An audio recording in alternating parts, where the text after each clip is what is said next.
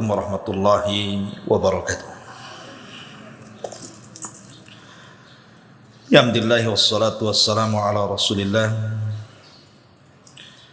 wa ala alihi wa sahbihi wa mawalah wa la hawla wa la quwata illa billahi wa ba'd. Alhamdulillah, segala puja dan puji hanya milik Allah subhanahu wa ta'ala. Salawat dan juga salam kita hadiahkan kepada Rasul kita Nabi besar Muhammad sallallahu alaihi wa ala alihi wasallam. Ma'asyiral muslimat yang dimuliakan Allah subhanahu wa ta'ala, alhamdulillah di pagi menjelang siang ini kita bisa duduk kembali untuk bertalabul ilmi, duduk di taman-taman sorga.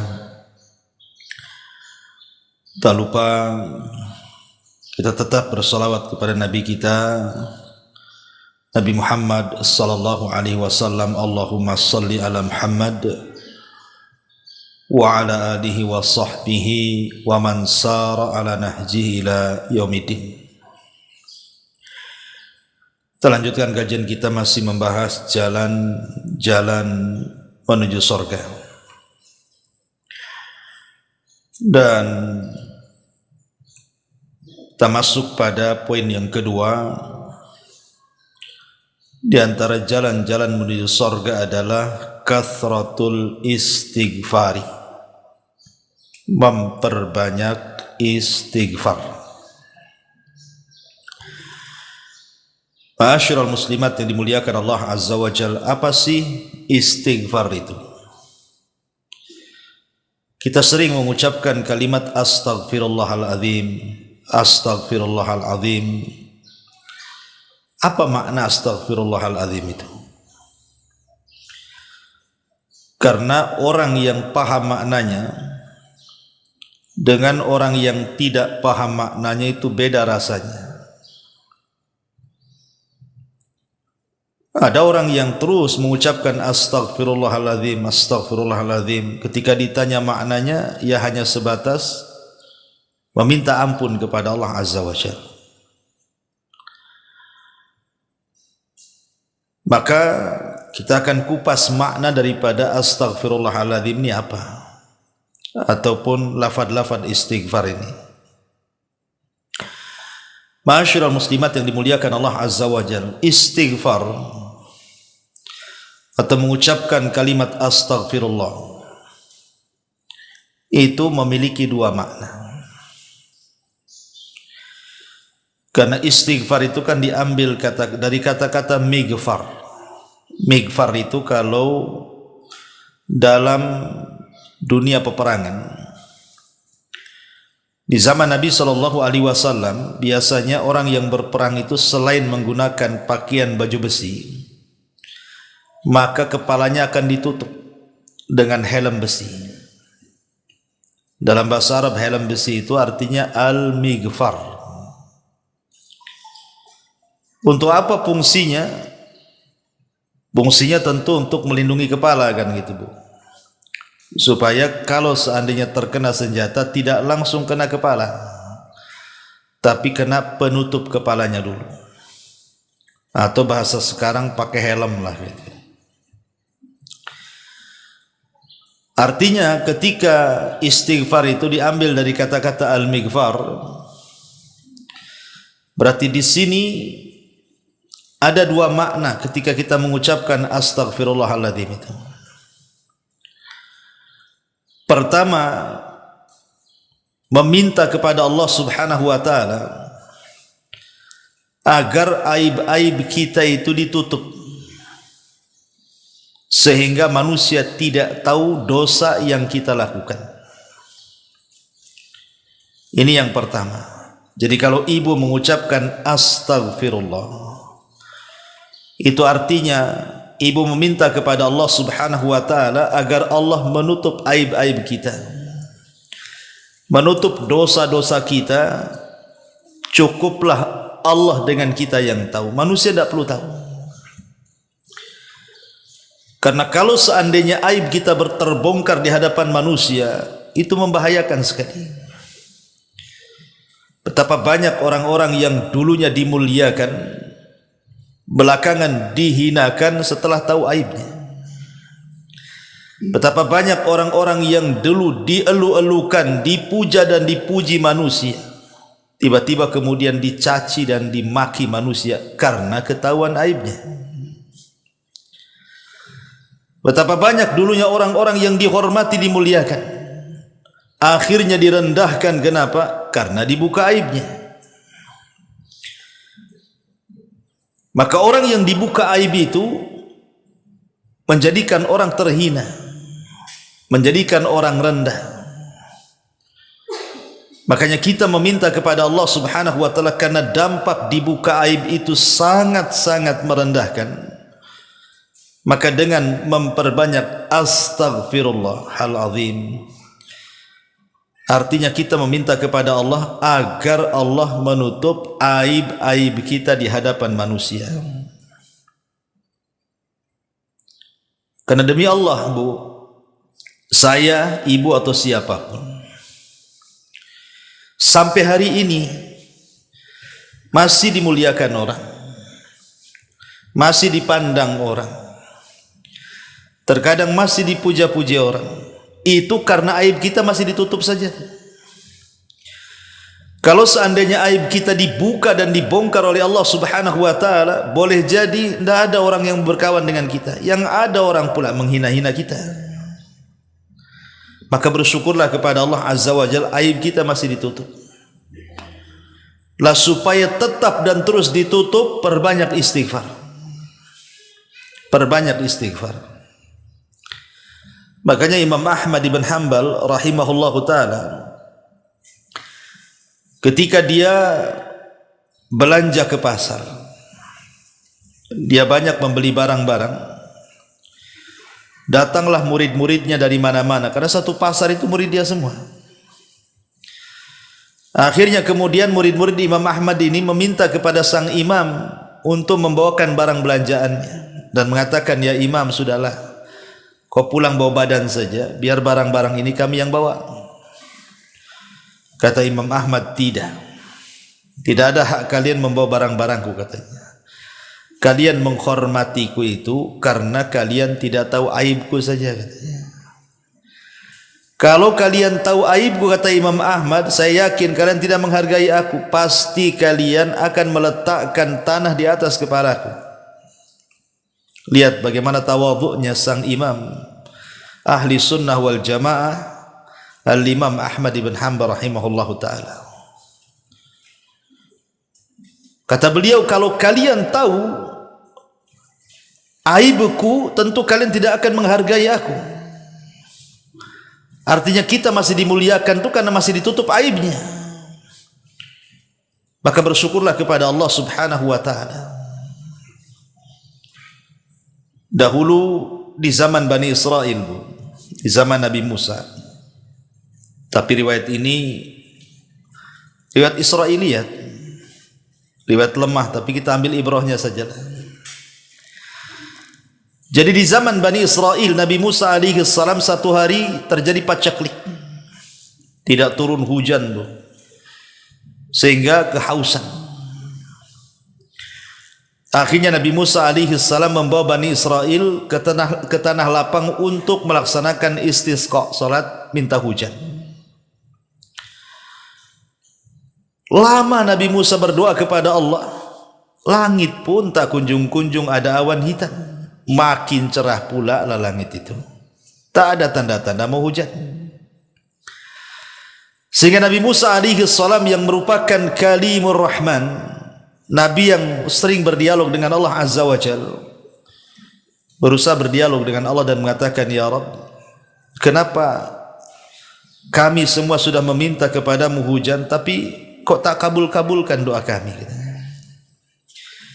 Maka Allah Subhanahu wa ta'ala mengatakan kepada Nabi Musa, ya Musa, inna fikum rajulun asallaha arba'ina sanatan Yang menghalangi aku tidak memberikan hujan kepada kalian itu karena di tengah-tengah kalian ada seorang laki-laki yang bermaksiat kepada Allah Subhanahu wa taala 40 tahun. Kalau engkau mau keluarkan laki-laki itu dari tanah lapang itu, maka aku akan turunkan hujan. Maka Musa mengatakan, siapa ya Rabb, siapa namanya, akan kupanggil. Tapi Allah Subhanahu wa taala salah satu sifat namanya apa? As-Sittir. Allah itu tidak mungkin membongkar aib hambanya. Dia Maha Penutup. Maka Allah mengatakan, ya Musa, tidak mungkinlah kusebutkan orang itu, cukuplah kau berteriak saja. Siapa di antara kalian yang bermaksiat 40 tahun keluar dari lapangan. Akhirnya kemudian Musa pun mulai mengatakan ucapan seperti itu. Man minkum rajulun asallaha arba'ina sanatan fakhruj. Siapapun di antara kalian yang melakukan maksiat 40 hari, tolong keluar dari tanah lapang ini. Semua manusia yang hadir di situ Bani Israel saling meliriklah satu dengan yang lainnya. Kira-kira siapa nih? Siapa nih? Siapa nih? Ya nggak ada yang ngomong ngaku lah di hadapan orang ramai kan gitu. Tapi rupanya dari sekian ribu Bani Israel itu adalah satu anak muda menundukkan pandangannya ke bawah sambil menutup wajahnya. Kemudian dia merasa dan mengatakan, ya Rabb, apakah setelah 40 tahun aku bermaksiat kepadamu, kau tutup aibku selama 40 tahun itu? Tiba-tiba hari ini kau bongkar aibku sehingga semua orang tahu tentang aibku. Malunya aku di hadapan manusia, ya Rabb. Inni tubtu ilaika, aku bertobat ya Rabb. Selepas ini aku tidak mungkin lagi bermaksiat. Ketika laki-laki ini bertobat, tiba-tiba langit gelap. Tiba-tiba kemudian hujan. Nabi Musa makin heran lah. Katanya kalau seandainya ingin dihujani, laki-laki itu harus keluar dari tanah lapang. Kok tidak ada yang keluar, tiba-tiba hujan pula. Maka Musa mengatakan, ya Rabb, bukankah orang yang kau maksudkan itu belum keluar dari tanah lapang ini? Kenapa kau berikan hujan kepada kami? Maka Allah mengatakan, ya Musa, orang itu sudah bertobat dan kuterima tobatnya. Artinya sudah tidak ada penghalang aku menghujani kalian. Maka Musa makin penasaran dan mengatakan, ya Rabb, tunjukkan orang itu, siapa dia? Maka Allah mengatakan, ya Musa, 40 tahun aku sembunyikan aib dia. Kalau aku beritahu namanya, berarti aku membongkar aibnya. Cukuplah kau tahu bahwa dia sudah bertobat kepada Allah Azza wa Jalla. Memang kisah ini kisah Israiliyat, dilemahkan para ulama, tapi ibrahnya lihat, ya, bahwa Allah Subhanahu wa taala menutupi aib orang ini selama 40 tahun. Orang tidak tahu. Dan ini rahmat dari Allah, kasih sayang Allah kepada kita, menutup aib-aib kita. Karena tadi saya katakan dampaknya, Bu, orang kalau sudah dibongkar aibnya, walaupun dia seorang ustadz, imam masjid, seorang kiai, tuan guru, syekh, kalau sudah terbongkar aibnya, jatuh, jatuh di mata manusia. Allah bisa saja membongkar aib siapapun. Awalnya berpuluh-puluh tahun dihormati, dengan satu kali saja Allah membuka aibnya, langsung manusia menghina dia. Lah dengan memperbanyak istighfar itu, yang pertama maknanya, artinya ketika kita katakan astaghfirullahaladzim itu, yang pertama maknanya kita sedang meminta kepada Allah agar Allah menutup aib kita di hadapan manusia. Ini yang pertama. Yang kedua, mana istighfar, ucapan astaghfirullahaladzim itu maknanya, Bu, artinya kita meminta kepada Allah agar kelak pada hari kiamat, dosa-dosa yang kita lakukan di dunia itu tidak dibalas oleh Allah, alias diampuni. Jadi kita meminta kepada dengan kalimat astaghfirullahaladzim, seolah-olah dosa-dosa yang kita lakukan, karena manusia tidak mungkin lepas dari dosa, Bu. Setiap hari kita melakukan dosa. Tapi dengan mengatakan astaghfirullahaladzim, maka kita meminta kepada Allah, walaupun kita banyak melakukan dosa di dunia, ya Rabb, tolong jangan kau siksa kami dan ampunilah dosa-dosa kami. Makanya nanti pada hari kiamat ada seseorang yang didatangkan kepada Allah Subhanahu wa taala dan disuruh membawa catatan keburukannya. Kemudian oleh Allah Subhanahu wa taala disuruh baca pula tuh. Kemudian Allah Subhanahu wa taala bertanya kepada laki-laki ini, "Ata'rifu dzamba kadza?" Apakah engkau tahu dosamu? Iya ya Rabb. Bukankah kau sudah melakukan dosa ini dan itu? Maka dia mengatakan, iya wahai Rabb. Bukankah engkau sudah melakukan dosa ini dan itu? Maka dia mengatakan, iya wahai Rabb. Terus setiap ditanya dia mengaku. Setiap ditanya dia mengaku. Maka Allah Subhanahu wa taala mengatakan, al-an, sekarang wahai fulan, satartuka fid dunya wa ghafartu lakal yaum. Dulu di dunia kau banyak melakukan dosa, ku tutup aibmu. Sekarang ku ampuni dosa-dosamu. Itulah makna istighfar, Bu. Jadi kalau ibu mengatakan astaghfirullahaladzim, astaghfirullahaladzim, artinya kita minta dua perkara di situ. Satu, minta agar Allah menutup aib kita. Dua, minta kepada Allah agar kita diampuni dosanya, dan setiap dosa yang kita lakukan di dunia tidak dibalas oleh Allah Azza wa Jalla. Itu makna istighfar. Nah, di sini pahamlah itu makna istighfar. Ya. Ma'asyiral muslimat yang dimuliakan Allah Subhanahu wa taala.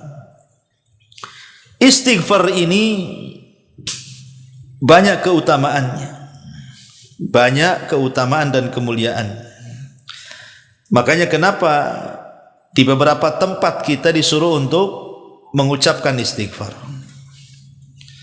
Seperti umpamanya, contoh saja, ketika seseorang hendak tidur, maka kita disuruh membaca astaghfirullah alladzi la ilaha illa huwal hayyul qayyum wa atubu ilaih. Ataupun ketika kita sedang istisqa, meminta hujan, maka kita pun diperintahkan atau dianjurkan memperbanyak istighfar, astaghfirullah alladzi la ilaha illahu al hayyul qayyum wa atubu ilaih. Ataupun ketika ibu keluar dari kamar mandi, entah ibu habis berak, habis kencing, atau apa, pokoknya masuk ke kamar mandi lah, maka keluar, kita diperintahkan apa, Bu? Ghufranaka. Ghufranak itu artinya meminta ampun kepada Allah Azza wa Jalla. Istighfar juga. Kemudian juga apabila selesai dari wudu ataupun ibu selesai bermajlis, maka kita disunnahkan untuk membaca apa? Subhanakallahumma wa bihamdika asyhadu an la ilaha illa anta astaghfiruka wa atubu ilaih. Suruh istighfar. Ataupun selepas salat 5 waktu, Bu. Yang sudah saya jelaskan ibu, kalau habis salat 5 waktu, salat wajib, pertama kali setelah salam dibaca apa? Astaghfirullahaladzim, astaghfirullahaladzim, astaghfirullahaladzim, 3 kali. Ataupun ketika ibu masuk ke masjid, maka juga dianjurkan Rabbighfirli dzunubi waftahli abwaba rahmatik. Ataupun ketika ibu melihat ada orang yang meninggal, maka kata Nabi SAW, istaghfiru li akhikum, beristighfarlah untuk saudara kalian. ataupun ketika menjawab orang yang bersin, yarhamukallah wa yaghfirullahu lana wa lakum, ataupun istighfar juga dibaca ketika di waktu sepertiga malam akhir, ketika Allah Subhanahu wa taala berfirman kepada hamba-hambanya, man yastaghfiruni fa'aghfirullah, siapapun yang meminta ampun kepadaku ku ampuni. Maka kita dianjurkan memperbanyak istighfar di sepertiga malam akhir. Dan banyak lagi tempat-tempat yang diperintahkan kita untuk mengucapkan istighfar. Kenapa demikian luar biasanya sampai dianjurkan di beberapa tempat untuk memperbanyak istighfar itu? Karena faedah istighfar itu banyak. Pertama, al-qurbu minallah. Orang yang banyak beristighfar itu biasanya lebih dekat dengan Allah Azza wa Jalla. Karena setiap seorang muslim itu disibukkan dengan zikir kepada Allah, dengan lafaz-lafaz astaghfirullah, astaghfirullah itu. Berarti hamba ini memang dekat sekali dengan Allah Azza wa Jalla. Kemudian yang kedua, sababun fi tafrijil qurab. Sebab di mana kesulitan-kesulitan kita itu akan mudah diuraikan. Bisa menghilangkan sesaknya dada, bisa menghilangkan gundah gulana, bisa menghilangkan kesetresan hidupnya. Orang yang banyak istighfar itu, Bu, tenang hidupnya. Asal ibu yakin, betul-betul yakin. Jangan asal bicara saja, asal terlontar, tapi dihayati makna istighfar tadi. Makanya dahulu di zaman tabi'in, ada orang-orang datang kepada Hasan Al-Basri rahimahullahu ta'ala, kemudian mengadukan soal kesulitan hidup mereka. Yang satu mengatakan, ya Imam, aku sudah lama nikah loh, kok tak kunjung-kunjung pula dikasih momongan. Yang satunya mengatakan, ya Imam, sawah kami sudah retak-retak, tak kunjung pula datang hujan. Yang satu mengatakan, ya Imam, aku sudah berusaha bekerja ke sana kemari, tapi tak kunjung pula diberikan kekayaan. Maka Imam Hasan Al-Basri hanya memberikan jawaban dengan satu jawaban untuk 3 soalan. Apa kata Imam Hasan Al-Basri? Istaghfiru rabbakum. Perbanyak istighfar kalian kepada Rabb kalian. Jadi orang-orang mengatakan, ya Imam, yang satu pengen punya momongan, kenapa disuruh banyak istighfar? Yang satu pengen hujan, kenapa disuruh banyak istighfar? Yang satu pengen kekayaan, kenapa kau suruh istighfar? Apa tidak ada lagi jawabannya? Maka akhirnya Hasan Al-Basri mengatakan, celaka kalian. Bukankah Allah Subhanahu wa taala yang mengatakan, faqultu astaghfiru rabbakum innahu kana ghaffara yursilis samaa 'alaikum midrara wa yumdidkum bi amwalin wa banin wa yaj'al lakum jannati wa yaj'al lakum anhara. Bukankah Allah mengatakan, faqultu astaghfiru rabbakum, perbanyaklah istighfar kepada Rabb kalian, karena Dia adalah Ghaffar, Zat yang Maha Pengampun. Yursilis samaa 'alaikum midrara. Kalau kalian banyak istighfar, Allah akan hujani kalian. Artinya dengan banyak istighfar itu penyebab turun hujan. Yursilis samaa 'alaikum midrara wa yumdidkum bi amwalin, dan dengan istighfar itu Allah luaskan harta kalian. Wa yumdidkum bi amwalin wa banin, dan Allah akan berikan banyak keturunan kepada kalian. Ini Allah yang mengatakan, kalau kalian banyak istighfar akan diturunkan hujan, akan diperbanyak kekayaan, akan diperbanyak turunan. Makanya saya katakan, istaghfiru rabbakum, perbanyak istighfar oleh kalian.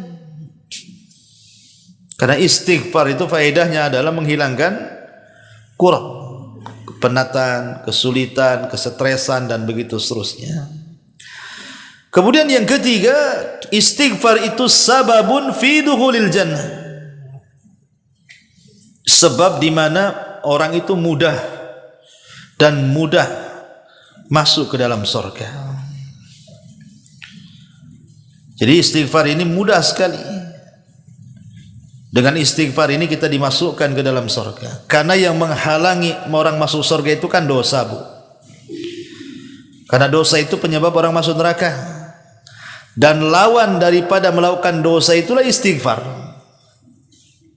Jadi kita melawan lawannya.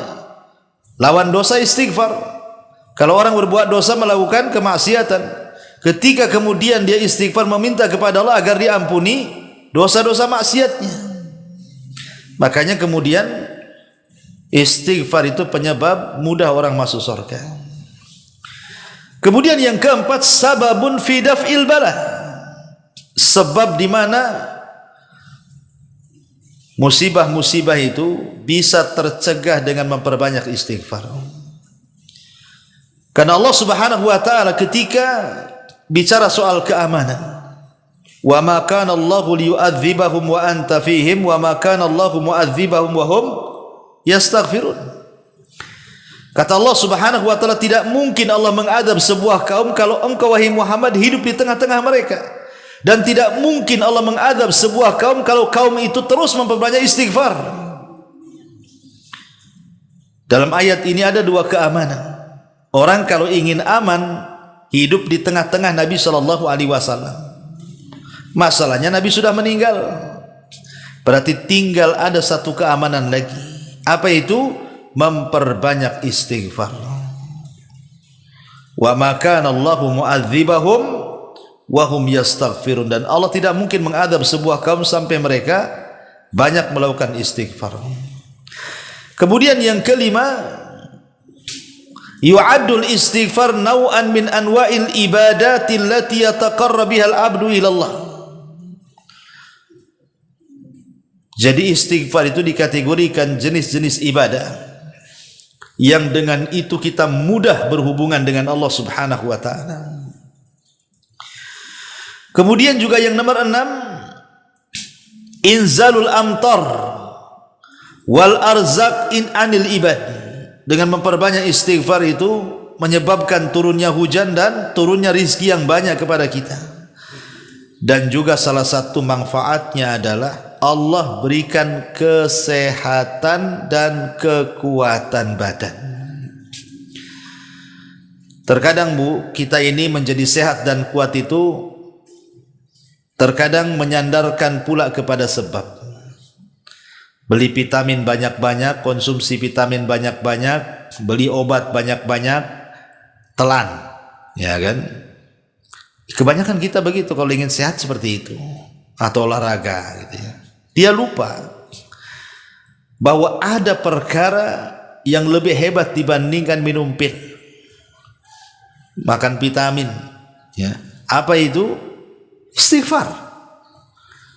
Istighfar ini bisa menambah kekuatan dan kesehatan badan, karena Allah yang mengatakan wa yazidkum quwatan ila quwatikum. Ketika Nabi Saleh berdakwah kepada ketika Nabi Hud alaihi salam berdakwah kepada kaumnya, Nabi Hud mengatakan apa? Ya qaumi astaghfiru rabbakum. Hei kaumku, perbanyak oleh kalian istighfar. Kemudian kata Nabi Hud, manfaatnya apa? Wa yazidkum quwatan, karena sebab istighfar itulah akan menambah kekuatan kalian.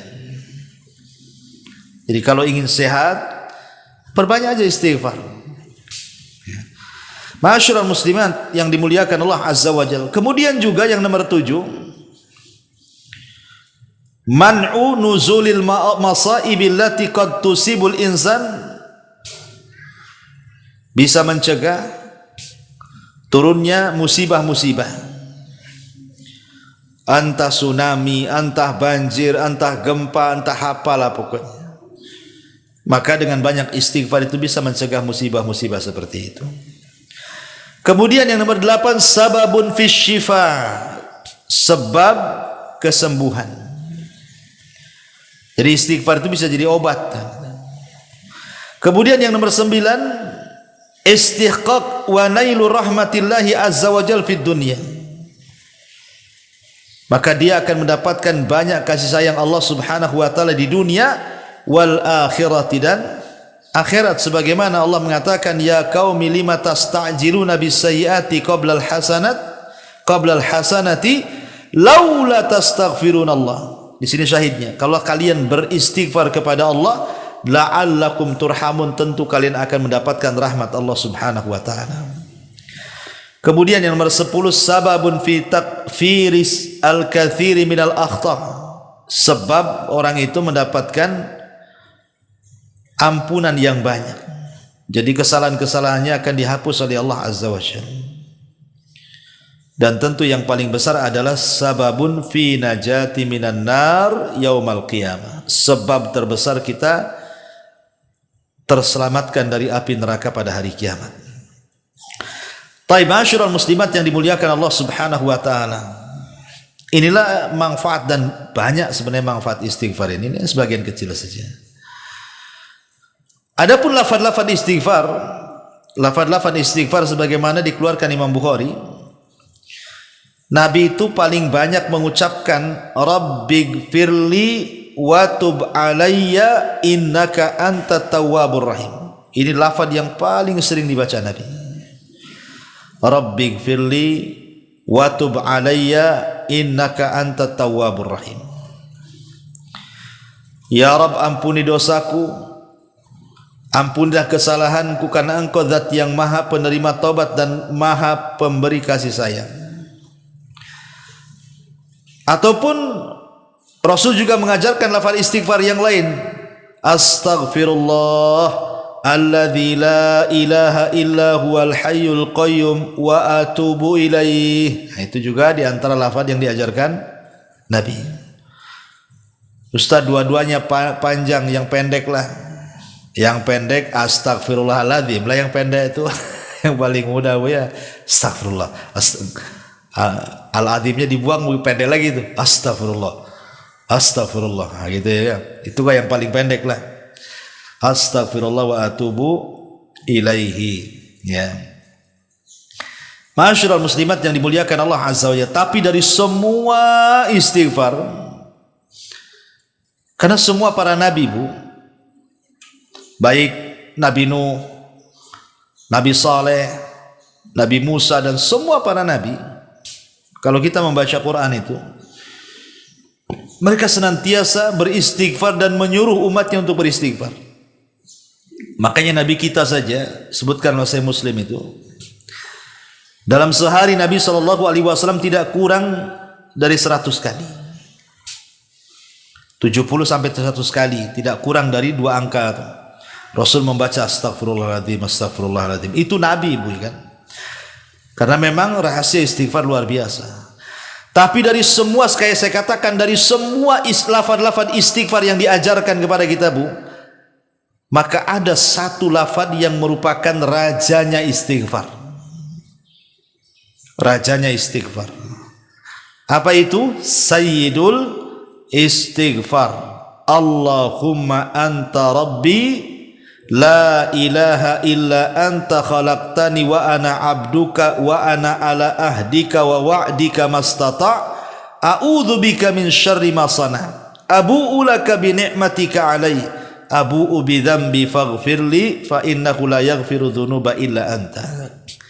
Siapapun yang membacanya di pagi hari, kemudian Allah takdirkan dia meninggal sampai sore hari, maka dijamin masuk surga. Kalau dia baca di sore hari, Allah takdirkan dia meninggal sampai pagi, maka dipastikan masuk surga. Ini sayyidul istighfar. Ya Allah, Engkau adalah Tuhanku, tidak ada sesembahan yang berhak kecuali Engkau. Engkau yang menciptakan aku, sedangkan aku adalah hamba-Mu, dan aku di atas ikatan janji-Mu, dan akan menjalankan dengan semampuku. Aku berlindung kepadamu dari segala kejahatan yang telah aku perbuat. Aku mengakuimu atas nikmat-nikmatmu terhadap diriku. dan aku mengakui dosa-dosaku kepadamu, maka ampunilah aku, sesungguhnya tiada yang mengampun segala dosa kecuali Engkau ya Rabb. Luar biasa isinya Sayyidul Istighfar. Makanya kenapa kemudian keutamaannya luar biasa. Ma'asyiral muslimat yang dimuliakan Allah Subhanahu wa taala. Sebagian ulama membahas, kalau seandainya seseorang itu melakukan dosa, kemudian dia mengucapkan astaghfirullahaladzim, apakah dosanya semata-mata mengucapkan astaghfirullahaladzim itu langsung diampuni? Maka ulama mengatakan tidak langsung diampuni, Bu, sampai dia betul-betul meninggalkan dosanya. Sebab kalau seandainya dia melakukan dosa, kemudian dia istighfar, kemudian melakukan dosa yang sama, kemudian istighfar, dan begitu terus, ini namanya talaub, main-main namanya, main-main dengan taubat namanya. Jadi istighfar yang seperti ini tidak ada manfaatnya. Makanya ulama mengatakan al istighfaru ma'al israr taubatul kadzdzabin. Beristighfar tapi dia pun melakukan terus dosa yang sama, itu tobatnya para pendusta, Bu. Itu tobatnya para pendusta. Makanya sebagian para ulama seperti yang dikatakan oleh Al-Hafidh Ibnu Hajar rahimahullahu taala, ya, beliau mengatakan ketika Allah Subhanahu wa taala mengatakan walam yusirru ala ma fa'alu, ay isyaratun ila anna min syarti qabulil istighfari an yaqla al mustaghfir anidz dzambi wa illa fal istighfaru bil lisani ma'at talabbusi bidz dzambi kat talaubi. Kata Al-Hafidh Ibnu Hajar rahimahullahu taala, walam yusirru ala ma fa'alu, ketika Allah mengatakan dan mereka tidak terus-terusan melakukan dosa, kata Al-Hafidh Ibnu Hajar, di sini ada isyarat bahwa diterimanya istighfar seseorang itu ketika selesai melakukan dosa kemudian dia istighfar adalah harus melepaskan dosa-dosanya, berhenti dari dosa. Kalau tidak, percuma saja. Ibu sambil gibah, astagfirullah, gibah terus, jadi lisan ibu astagfirullah tapi diselingi dengan gibah, Bu. Oh ya tahu nggak si anu, astagfirullahaladzim, iya tahu. Kenapa itu? Astagfirullahaladzim, tapi terus diselang-seling, Bu, gibah istighfar, gibah istighfar. Ibu lagi ngapain, Bu? Nyelang-nyeling istighfar dengan gibah tuh. Itu namanya talaub, main-main, ya. Jadi kalau istighfar itu artinya berhenti dari dosa, ya sudah berhenti. Kalau nanti suatu hari kemudian terjerumus karena nafsu kita, istighfar lagi. Ya, umpamanya ada seseorang pegang botol minum khamar gitu, bukan? Satu teguk, astagfirullahaladzim. Kemudian neguk lagi, astagfirullah. Ngapain itu kok? Orang neguk-neguk khamar kok diselingi dengan istighfar pula. Jadi istighfar seperti ini namanya taubatul kadzdzabin namanya. Taubatnya para pendusta. Atau disebut talaub, kata Al-Hafidh Ibnu Hajar. Jadi istighfar saja tidak cukup. Maksudnya ucapan astagfirullah saja tidak cukup menghapuskan dosa-dosa orang yang melakukan dosa sampai betul-betul dia taubatan nasuha. Karena istighfar itu kan iklan saja, memberitahu bahwa saya akan bertobat. Kalau betul-betul bertobat itulah disebut taubatan nasuha. Menjauh dari dosa, berazam tidak melakukannya, menyesal dan begitu seterusnya dari syarat-syarat tobat itu kan, Bu, ya. Tetapi secara zatnya istighfar itu manfaat, tuh. Karena kan istighfar tidak mesti ibu melakukan dosa kan. Istighfar kan bisa dijadikan zikir. Bisa dijadikan zikir ketika ibu banyak ada masalah, astagfirullah, astagfirullah, astagfirullah. Enggak ada masalah pun astagfirullah, astagfirullah. Bisa jadi zikir dan itu manfaatnya besar. Salah satunya apa? Dari segi makna istighfar saja kita sudah bisa rasakan manfaatnya. Pertama, aib kita ditutup. Yang kedua, dosa-dosa kita tidak akan diazab. Luar biasa dari segi maknanya saja istighfar itu. Wallahu a'lam. Ini di antara jalan menuju surga adalah kathratu al istighfar, memperbanyak istighfar. Baik, sampai di sini. Kalau yang bertanya silakan. Iya.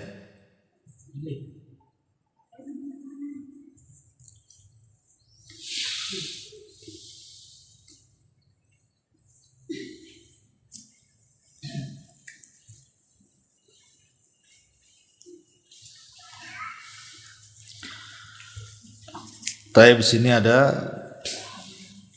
soalan. Apa bedanya istighfar dengan taubat? Apa ciri-ciri diterima atau tidaknya taubat kalau oleh Allah Azza wa Jalla? Iya. Istighfar dengan taubat beda, Bu. Kalau istighfar itu lisan. Astaghfirullah artinya saya meminta ampun. Lisan kita mengiklankan minta ampun. Minta supaya dosa-dosa kita diampuni oleh Allah dan tidak diadab di akhirat. Minta supaya dosa-dosa kita tidak diungkap di hadapan manusia alias ditutup aib kita. Itu istighfar. Kalau taubat ini meninggalkan perbuatan dosa. Jadi kalau istighfar itu lisan, kalau taubat itu perbuatan. Berarti ketika lisan kita mengatakan astagfirullah, kemudian kita lempar botol di tangan, saya tidak mau minum khamar lagi.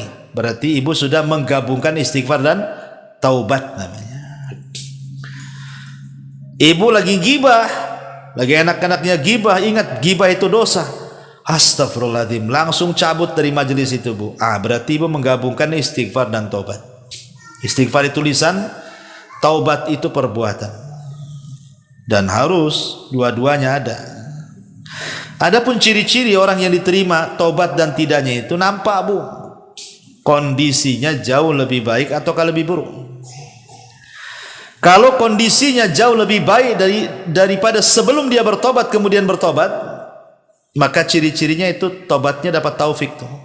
Yang tadinya dulu nggak sholat, kemudian tobat, rajin pula dia sholat.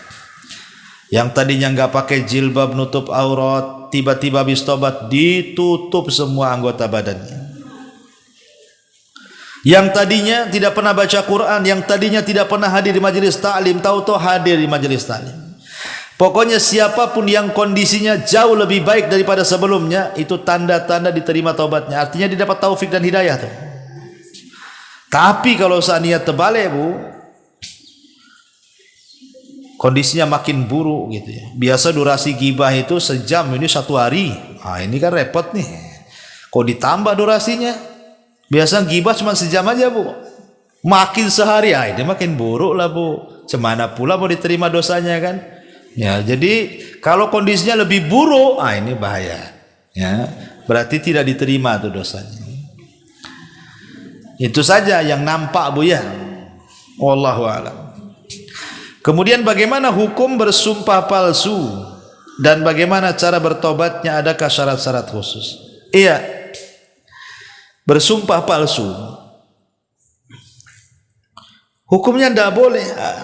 Rasulullah SAW memasukkan sumpah palsu itu dosa besar. Ala qauluz zur, ala wa qauluz zur, ala wa qauluz zur. 3 kali Rasul mengatakan, hati-hati jangan sumpah palsu, hati-hati jangan sumpah palsu, hati-hati jangan sumpah palsu. Sampai Rasul mengulang 3 kali, yang tadinya duduk sampai bangkit Rasul menyebutkan kalimat qauluz zur itu. Saking bahayanya, karena sumpah palsu ini bahaya, Bu. Contohnya di pengadilan, Bu. Di pengadilan ya. Kalau saksi-saksi itu kemudian berani bersaksi dan dibayar, disuruh dia bersumpah palsu karena mendapatkan bayaran, itu bisa saja orang yang tidak bersalah jadi bersalah. Orang yang tidak berhak dipenjara jadi dipenjara, orang yang tidak berhak dibunuh jadi dibunuh, orang yang tidak berhak diambil hartanya diambil hartanya, kan itu. Karena sumpah palsu itu. Itu contoh di persidangan saja. Ataupun di pasar, yang tadinya dia dapat barang bagus, karena kena tipu sumpah-sumpah, jadi barang jelek. Dan begitu seterusnya. Ya. Makanya kenapa sumpah palsu itu termasuk dosa besar. Dan tobatnya sumpah palsu ya bayar kafarah sumpah lah bu. Kalau dia mau menghindari kafarah sumpah, ya kasih makan berpuasa 3 hari atau kasih makan 10 fakir miskin. Itu kafarah sumpahnya. Wallahu a'lam.